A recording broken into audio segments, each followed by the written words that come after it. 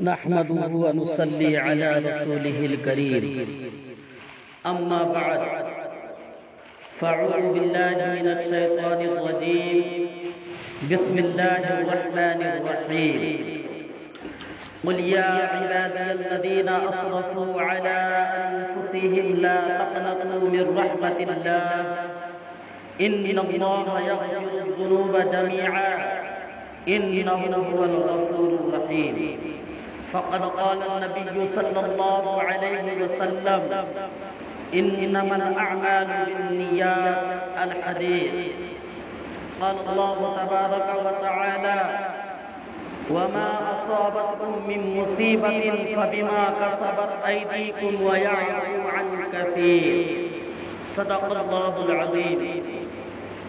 معزز سامعین کرام، بھائیوں، بزرگوں اور نوجوان ساتھیوں، اللہ تبارک و تعالی کا بے انتہا کرم و احسان ہوا کہ کریم آقا نے ہم سبوں کو تمام مصروفیات سے نکال کر جمعے کی نماز کے لیے، یعنی ایک اہم فریضہ کی ادائیگی کے لیے مسجد تک آنے کی توفیق نصیب عطا فرمائی.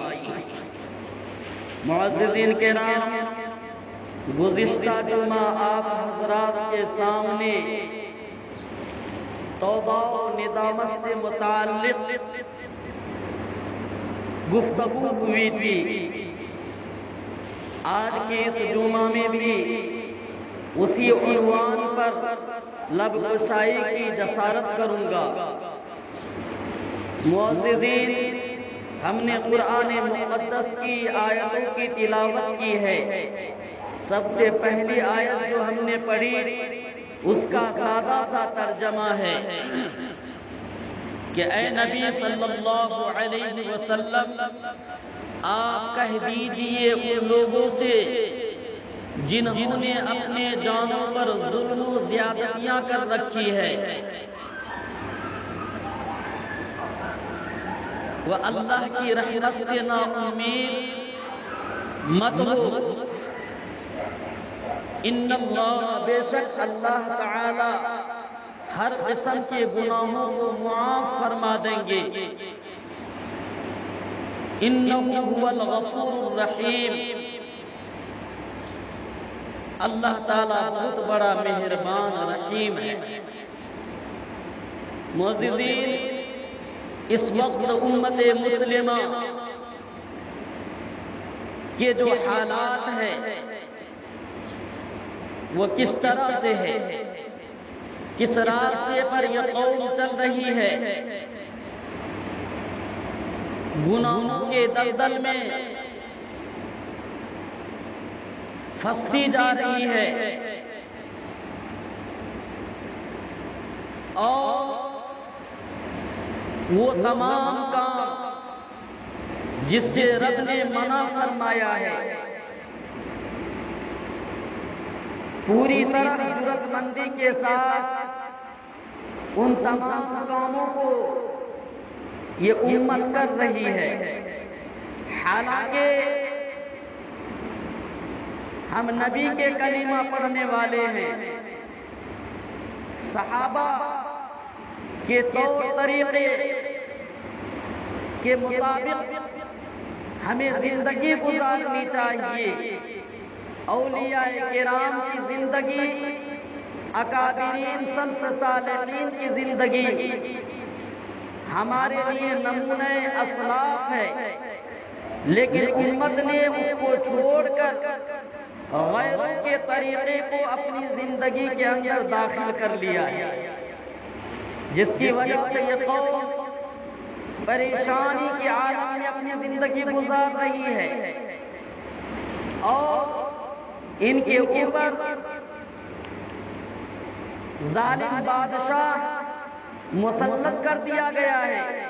پورے عالم اسلام میں اس وقت اگر کوئی طبقہ سب سے زیادہ پریشان ہے تو وہ امت مسلمہ ہے. نبی کے کلمہ پڑھنے والے، اسلام کو ماننے والے، شریعت اور قرآن والے سب سے زیادہ پریشان حال ہے۔ وہ کیوں؟ اس لیے کہ گناہوں کو اپنا اصل سرمایہ سمجھ بیٹھا اور پوری طرح انہماک کے ساتھ، مشغولی اور مصروفیت کے ساتھ گناہوں ہی کو نیکی سمجھ بیٹھی ہے، جس کی وجہ سے اللہ تبارک و تعالیٰ نے رحمت کا شامیانہ سایہ اس امت کے سر سے اٹھا لیا ہے۔ میرے دوستو، اس وقت بھی وقت ہے کہ ہم اپنے اس راستے کی طرف لوٹ آئے جو راستہ نبی نے ہمیں دکھایا ہے۔ وہ راستہ جس راستے پر چل کر صحابہ کرام رضوان اللہ تعالی علیہم اجمعین کی بڑی جماعت نے کامیابی کی پوزیشن حاصل کی، وہ راستہ جس راستے پر چل کر اولیاء کرام نے محبوبیت کا درجہ حاصل کیا اور رب نے ان لوگوں کو اپنا دوست بنایا۔ الا ان اولیاء اللہ لا خوف علیہم ولا هم يحزنون ان ولیہ الا المتقون۔ تقوی والا راستہ، تقوی والا کام، پرہیزگاری والا کام اگر وہ زندگی کے اندر آ جائے تو پھر وہی عزت، وہی احترام، وہی اکرام آج بھی مسلمانوں کے ساتھ ہوگا، مسلمانوں کے ساتھ کیا جائے گا۔ لیکن نہیں میرے دوستو، یہ سود خوری، رشوت خوری، شراب نوشی، زناکاری، بدکاری اور ظلم و تشدد کے جتنے کام ہیں، خیر کے کام کو چھوڑ کر ان تمام کاموں کو مسلمانوں نے اپنا لیا ہے، جس کی وجہ سے رب مسلمانوں سے ناراض ہو گیا ہے۔ یہ چند گنے چنے لوگ کلمہ پڑھنے والے جو رب کی عبادت میں مشغول ہیں، آج بھی رب پر اعتماد رکھتے ہیں، یقین رکھتے ہیں اور رب کی فرما برداری کرتے ہیں، رب کے احکام حکم کے مطابق زندگی گزارتے ہیں، ان چند حضرات کی وجہ سے صدقے میں آج یہ پوری دنیا قائم ہے۔ میرے دوستو، کیا آج بھی ہم غفلت ہی میں رہیں گے؟ کیا میری آنکھیں اسی طرح بند رہیں گی؟ کیا ہم اپنے آپ کو پہچانیں گے نہیں؟ جو میری شخصیت ہے، رب نے جو مقام اور مرتبہ سے ہمیں نوازا ہے، عطا کیا ہے، ہم اس پر غور و خوض نہیں کریں گے؟ نہیں میرے مسلمان بھائیوں، سیدھے راستے کو اختیار کرنے کی ضرورت ہے، صراط مستقیم پر گامزن رہ کر زندگی گزارنے کی ضرورت ہے، اسی لیے کہ اسی میں فلاح ہے، اسی میں کامیابی اور کامرانی ہے۔ جرأت مندی کے ساتھ گناہ کرنے والے لوگ دانشور نہیں ہو سکتے، گناہ کو جاننے کے باوجود گناہ کرنے والے لوگ نادان نہیں ہو سکتے، بلکہ وہ جان بوجھ کر گناہ کر رہا ہے، حرام کاموں کو کر رہا ہے۔ کون مسلمان نہیں جانتا ہے کہ زناکاری بہت بڑا جرم ہے؟ کون مسلمان نہیں جانتا ہے کہ رشوت خوری حرام ہے؟ کون مسلمان نہیں جانتا ہے کہ نماز چھوڑنا جرم عظیم ہے؟ کون مسلمان نہیں جانتا ہے کہ مظلوموں کے ساتھ تشدد کرنا یہ اللہ نے منع نہیں کیا ہے، یہ جرم نہیں ہے؟ ہر مسلمان جانتا ہے، آنکھوں کی زنا کو جانتا ہے، ہاتھ کی زنا کو جانتا ہے، پیر کے زنا کو جانتا ہے، شراب نوشی کے جرم کو جانتا ہے۔ اس کے علاوہ جتنے بھی بڑے بڑے گناہ ہیں، ان تمام گناہوں کو مسلمان جانتا ہے، لیکن پھر بھی جرأت مندی کے ساتھ اس گناہ کو کرتا ہے۔ کیا یہ ہماری ہلاکت و بربادی کے لیے کافی نہیں ہے؟ کیا اس کو بے وقوفی نہیں کہیں گے؟ کیا اس کو بے وفائی نہیں کہیں گے؟ وہ رب جس نے پیدا کیا ہے ہمیں اپنی عبادت کے لیے، اپنی مرضیات کے مطابق چلنے کے لیے اور اپنے احکام کی فرما برداری کے لیے پاس و لحاظ رکھنے کے لیے پیدا کیا ہے، اپنی عبادت کے لیے پیدا کیا ہے۔ وما خلقت الجن والانس الا ليعبدون ما اريد منهم من رزق وما اريد ان يطعمون۔ میرے دوستو، اللہ تبارک و تعالیٰ نے انسان اور جنات کو صرف اپنی عبادت کے لیے پیدا کیا ہے۔ ما اريد منهم من رزق، لیکن آج مسلمانوں نے سمجھ لیا کہ ہمیں رزق کمانا ہے، ہمیں دولتیں حاصل کرنی ہے، ہمیں عمارتیں تیار کرنی ہے۔ اس طریقے سے چاہے وہ بدکاری کے ذریعے سے ہو، چاہے وہ بیماری کے ذریعے سے ہو، چاہے کسی کی جان کا خاتمہ کر کے ہو، چاہے کسی کے قتل سے حاصل ہو، لیکن ہمیں کرنا ہے، عمارتیں تیار کرنی ہے۔ حالانکہ ہر مسلمان جانتا ہے کہ ان عمارتوں کو چھوڑ کر جانا ہے، ان عمارتوں کو چھوڑ کر جانا ہے، بینک بیلنس کو چھوڑ کر جانا ہے، کپڑے اور گھروں کے اندر گہنے زیورات خزانے کو چھوڑ کر اسی زمین کے اندر ہمیں دفن ہونا ہے، مرنا ہے، گلنا ہے، سڑنا ہے، اور اپنے اعمال بد یا اعمال صالحہ کا ہمیں حساب قبر کے اندر دینا ہے۔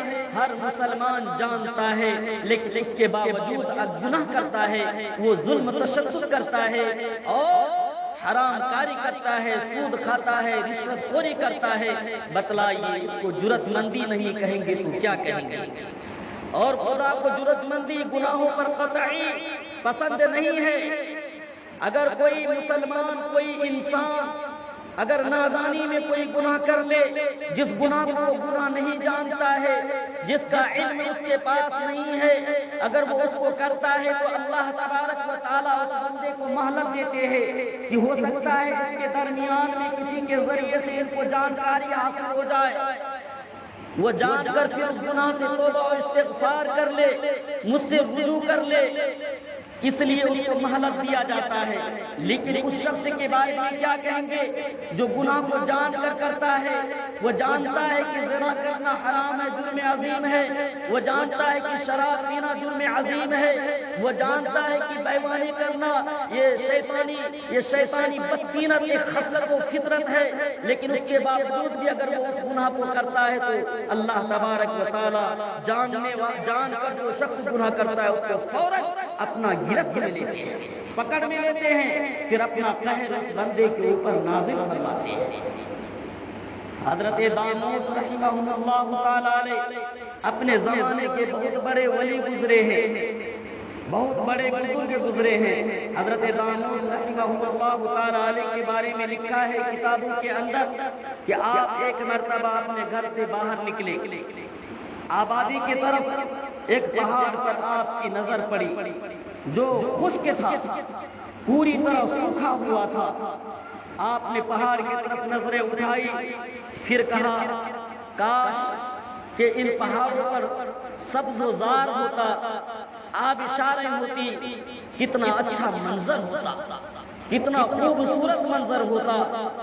یہ باتیں آپ نے اپنی زبان سے کہی، فوراً اللہ تبارک و تعالیٰ نے حضرت دانوس رحمت اللہ تعالیٰ علیہ کو الہام فرمایا کہ اے میرے پیارے، تم نے تو بندگی چھوڑ دی، عبادت چھوڑ دی، لیکن اب تو میرا مشیر بن گیا ہے، یعنی مجھے مشورہ دینے والا بن گیا ہے کہ مجھے کیا کرنا چاہیے یا نہیں کرنا چاہیے، پہاڑوں پر پانی برسانا چاہیے یا نہیں برسانا چاہیے، وہاں سبز و زار کو اگانا چاہیے یا نہیں اگانا چاہیے، اور وہاں آبشاریں ہونی چاہیے یا نہیں ہونی چاہیے۔ تم مجھے مشورہ دینے لگ گئے، میرا مشیر بن گئے۔ یہ الہام فرمایا آپ نے۔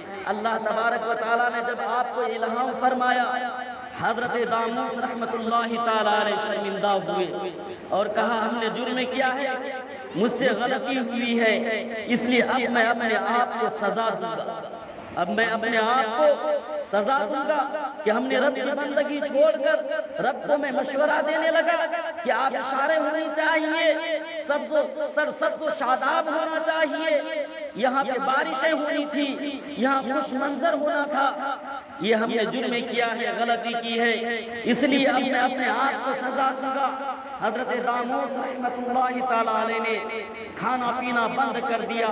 حضرت مولانا اشرف علی تھانوی رحمۃ اللہ تعالی علیہ لکھتے ہیں کہ اگر کوئی بندے کو یہ حق حاصل ہے کہ اگر کوئی جرم ہو جائے تو اپنے لیے سزا طے کر سکتا ہے، وہ اپنے لیے سزا طے کر سکتا ہے۔ ہاں اگر وہ نیک بندہ ہوتا ہے تو ان کے دل کے اندر، ذہن کے اندر یہ بات پیدا ہوتی ہے، وہ اس طریقے سے کہ ہم نے یہ غلطی کی ہے، رب کے راستے میں اتنا صدقہ کر دوں گا، مجھ سے یہ غلطی ہوئی ہے میں اتنا روزہ رکھوں گا، مجھ سے یہ غلطی ہوئی ہے میں اتنی رکعتیں نوافل نماز پڑھوں گا۔ اس طریقے سے اپنے اوپر کوئی بھی نیک بندہ، اللہ کا بندہ مسلمان کر سکتا ہے۔ تو حضرت داموس رحمہ اللہ تعالی علیہ نے اپنے اوپر یہ لازم کر لیا کہ جب تک مجھے یہ الہام نہ ہو جائے کہ اے میرے داموس، میں نے تجھے معاف کر دیا، تمہاری غلطی کو درگزر کر دیا، اس وقت تک میں کھانا پینا نہیں کھاؤں گا۔ چنانچہ اسی طرح کئی دن گزر گئے، 2-4 دنوں کے بعد آپ نے ایک علاقے کی طرف پیش قدمی کی، ایک بستی کی طرف۔ اس بستی کے اندر کوئی تقریب منعقد ہو رہی تھی، آپ وہاں تشریف لے گئے۔ بستی والوں نے کھانے کا انتظام کیا تھا۔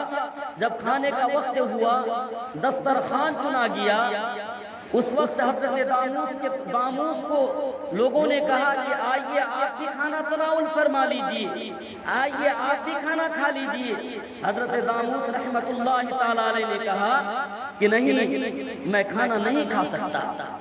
لوگ بضد ہوئے، آپ کو پریشان کرنا شروع کر دیا کہ نہیں، آپ بھی کھانا کھائیں۔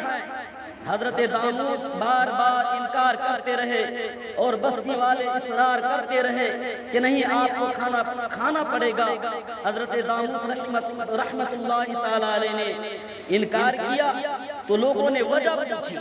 حضرت داموس نے فرمایا کہ وجہ یہ ہے کہ ہم نے بندگی تو چھوڑ دی، لیکن اللہ کا مشیر بن گیا، رب کے کیے ہوئے کاموں پر ہم نے اشکال کیا اور کہا ایسا نہیں، ایسا ہونا چاہیے تھا، آبشاریں ہوئی تھی، سبز و شاداب ہونا تھا یہ علاقہ، یہ پہاڑ، تو اس لیے مجھ سے غلطی ہوئی ہے۔ ہم نے اپنے اوپر سزا لازم کر لیا ہے، طے کر لیا ہے کہ میرا رب جب تک مجھے معاف نہیں کرے گا میں کھانا نہیں کھاؤں گا۔ تو بستی والوں نے کہا حضرت یہ معمولی سی بات، یہ کوئی بڑی بات نہیں ہے، آپ کھانا تناول فرمائیے، یہ معمولی سزا ہے، رب کی طرف سے جو سزائیں وارد ہوں گی، لازم ہوگا، جو نازل ہوں گی وہ ہم لوگ بھگت لیں گے، وہ سزا ہم لوگ اپنے اوپر لے لیں گے۔ یہ بات جو ہی بستی والوں کی زبان سے نکلی، حضرت داموس رحمت اللہ تعالی علیہ کو کہا بستی والوں نے، رب نے سن لی، رب نے کہا اتنی جرأت، میری سزا کو، میرا قہر اور غضب کو معمولی سمجھتے ہو اور یوں ہی اپنی زبان سے نکال دیا کہ جو سزائیں ملیں گی وہ ہم بستی والے مل کر بھگت لیں گے، اس کو دیکھ لیں گے۔ اللہ تبارک و تعالیٰ نے حضرت داموس کو فوراً الہام کیا، اے میرے پیارے بندے داموس، آپ فوراً اس بستی سے نکل جائیں، اس لیے کہ اب میرا قہر کا مزہ یہ بستی والے چکھیں گے۔ جس چیز کو معمولی سمجھ رہے ہیں اب انہیں پتہ چلایا جائے گا کہ میری سزا کس طریقے سے ہوتی ہے، کس طرح کی ہوتی ہے۔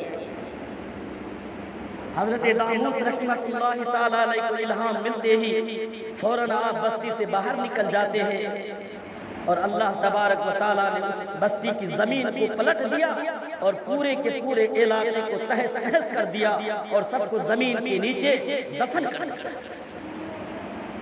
تو جو لوگ جرأت مندی کے ساتھ گناہ کرتے ہیں اور اللہ کے قہر اور غضب کو معمولی سمجھتے ہیں، وہ کیا ان حالات سے وہ عبرت حاصل نہیں کرتے؟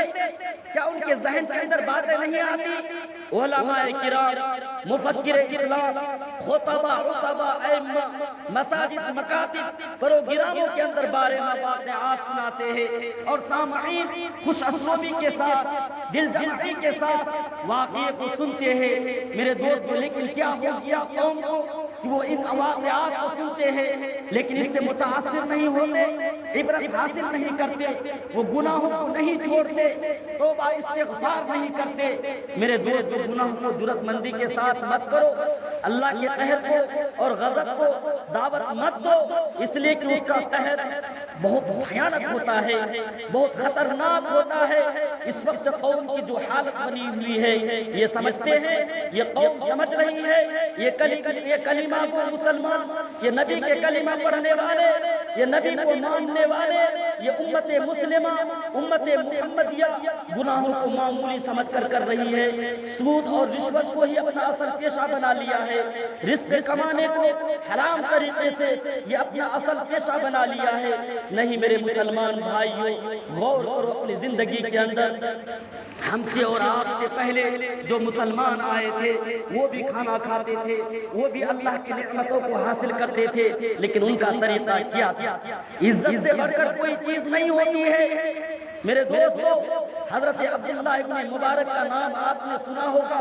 یہ بہت بڑے محدث گزرے ہیں, بہت بڑے محدث گزرے ہیں.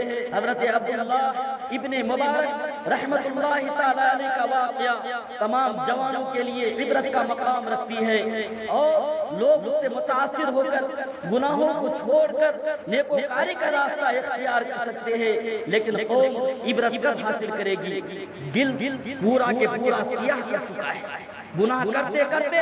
کہا حدیث کے اندر آتا ہے کہ جب بندہ ایک گناہ کرتا ہے تو اس کے دل کے اندر ایک کالا نقطہ لگ جاتا ہے, جب دوسرا گناہ کرتا ہے تو دل کے اندر پھر اور ایک نقطہ لگ جاتا ہے, جب تیسرا کرتا ہے اسی طرح ایک کے بعد دیگرے وہ گناہ کرتا جاتا ہے, اور اس بندے کے دل پر نقطے لگے چلے جاتے ہیں حتیٰ کہ پورا دل سیاہ ہو جاتا ہے.